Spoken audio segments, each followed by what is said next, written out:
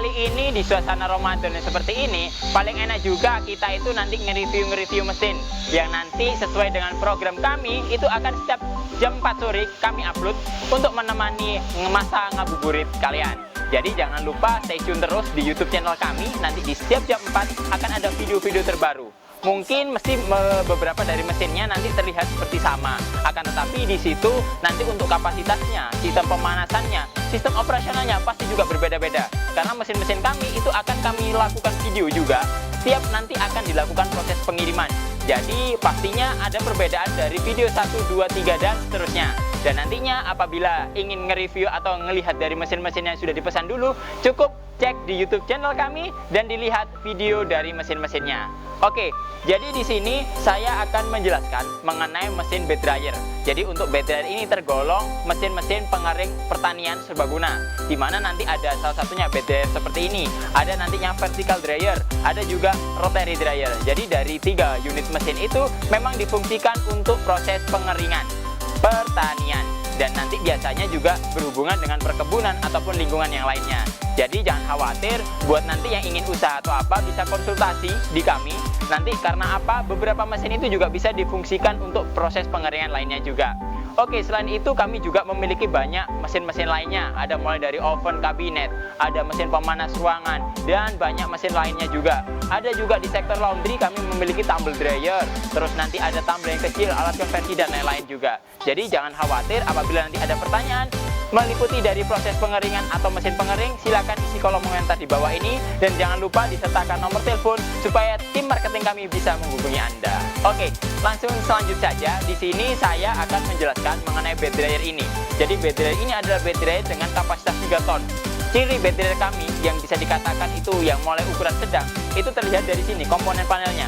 Jadi untuk mesin kami mulai dari kapasitas 3 ton, 4 ton, 5 ton, sampai 10 ton pun nanti panelnya sudah terbuat terpisah. Karena kenapa? Karena mesin yang digunakan juga untuk kapasitasnya lebih gede.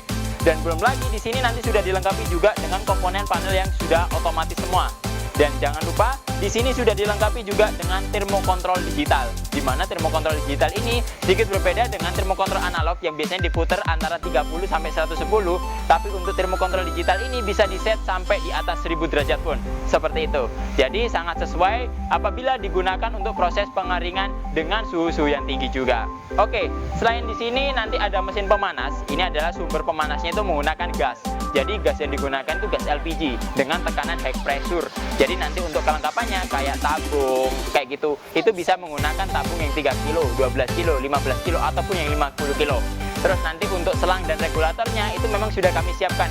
Jadi setiap pembelian dari mesin ini otomatis sudah dilengkapi dengan selang dan regulator high pressure.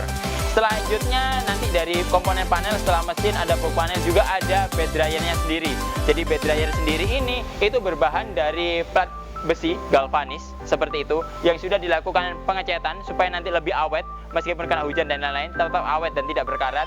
Selanjutnya juga untuk bednya sendiri ini memiliki ukuran berbeda-beda. Khusus untuk kapasitas yang 3 ton ini ukurannya adalah 4,80 meter dengan lebarnya 2,40 meter dan tingginya ini adalah 120.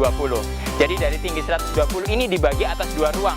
Jadi ada ruang bawah, ini untuk ruang pemanasnya atau untuk sirkulasi udara panasnya. Terus di bagian atas ini adalah ruang untuk materialnya. Jadi material nanti bisa ditumpuk itu kurang lebih sampai segini, kurang lebih kisaran 40 cm dengan ketebalannya. Jadi nanti contohnya nih, apabila material yang dimasukkan itu jagung kayak gitu, kurang lebih jagungnya nanti tumpukannya antara 30 sampai 40 cm dari kapasitas 3 ton ini. Dan apabila nanti yang digunakan kapasitasnya lebih rendah, contohnya 1 ton atau 2 ton, otomatis cuma segini. Dan pastinya nanti dari proses pengeringannya pun lebih cepat, seperti itu. Jadi nanti dari mesin ini juga sudah dilengkapi seperti yang di samping di sini, ada jendela-jendela juga. Jadi jendela-jendela ini berfungsi untuk mengeluarkan material. Dari material itu nanti setelah dilakukan proses pengeringan, cukup dibuka jendelanya, terus materialnya bisa langsung dikeluarkan. Jadi apabila nanti dilakukan proses pengeringan, itu jendelanya cukup ditutup seperti ini aja. Dan material bisa dilakukan untuk pengisiannya. Otomatis material nanti bisa terisi penuh. Dan nanti apabila material sudah selesai dilakukan proses pengeringan, cukup didiamkan antara 1 sampai 2 jam sampai materialnya itu benar-benar mulai agak dingin. Dan di situ nanti bisa langsung dimasukkan karung atau langsung dilakukan proses penggilingan ataupun proses tahap selanjutnya. Jadi sangat mudah dan simpel sekali dari mesin pengering kami. Oke, jadi di sini saya juga sudah menyiapkan nanti material yang digunakan untuk trial. Jadi seperti yang terlihat juga nanti di sana ada kasa, yang dimana kasa itu adalah tempat untuk naruh materialnya. Jadi nanti akan ada, saya tunjukkan juga kasa itu. Terus selanjutnya langsung aja kita lakukan untuk operasionalnya. Jadi untuk operasional dari mesin ini sangat mudah sekali. Yang pertama itu nanti memang disiapkan di arus listrik seperti ini, coloknya. Untuk daya listrik yang diperlukan untuk sistem bed dryer kapasitas 3 ton ini kurang lebih adalah 1300 watt, kayak gitu. Jadi dari daya 1300 watt itu setidaknya daya yang bisa digunakan itu paling tidak pasti di atasnya, yaitu voltasenya kurang lebih 2200. Supaya apa? Nanti dari hentakan sistem pemanasnya otomatis kan nanti ada lonjakan ampere, di mana wattnya itu pasti akan lebih tinggi sedikit. Tapi setelah pemanasan berjalan, kurang lebih operasionalnya berjalan kisaran 1 menit, dia akan turun stabil di angka kurang lebih 1000 watt saja. Jadi setelah kita siapkan colokannya, jangan lupa disiapkan tabungnya juga, selang dan regulator sudah dipasang seperti itu. Dan langsung aja kita lakukan untuk operasional dari panelnya. Yang pertama kita pastikan nanti kita atur dulu itu dari timernya. Jadi kenapa? Karena mesin ini apabila timer belum kita atur, dia tidak akan mau berjalan kayak gitu. Jadi yang pertama harus diatur adalah timernya. Jadi timer bisa kita atur, kita sesuaikan dengan kebutuhan. Untuk timer ini sendiri bisa diatur mulai dari satuan jam ataupun menit ataupun sampai hour seperti itu. Dan nantinya untuk standarisasi dari proses pengaringannya kurang lebih itu antara kisaran 8 sampai 12 jam untuk padi. Dan nanti untuk jagung itu bisa di antara kisaran 6 ataupun 8 jam. Itu pun nanti tergantung dari kondisi kadar air material dan nanti dari suhu yang digunakan juga. Oke, langsung saja kita lakukan operasionalnya. Pertama kita atur dari timernya.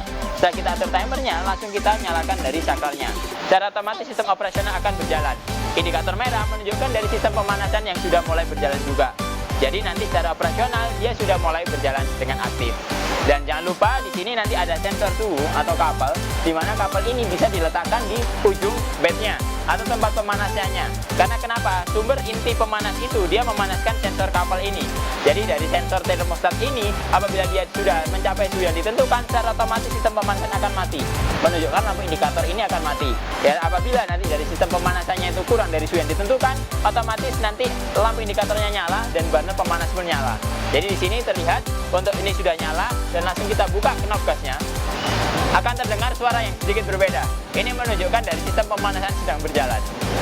Oke, di sini saya akan menunjukkan cara operasional untuk pengaturan dari termokontrol digital ini. Nah, terus nanti untuk mengetahui dari batas suhu yang di bagian bawah, untuk temperatur batasnya itu kita tekan mode, kita tahan kurang lebih 5 detik. Sampai di sini ada tulisan SU untuk indikator dari satuan suhu. Setelah itu nanti kita turunkan.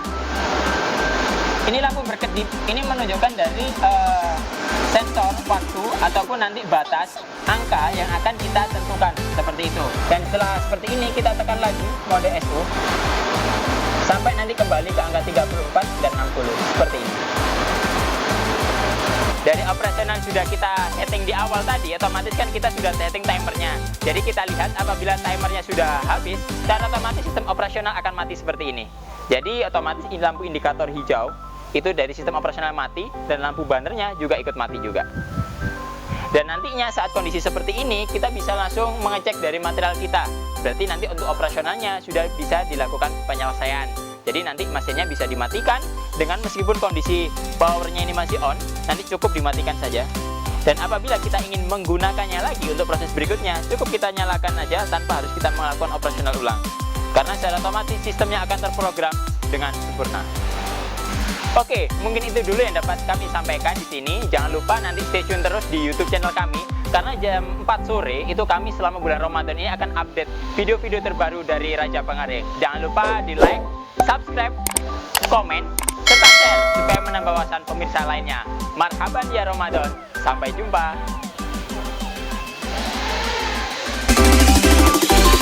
Stay safe.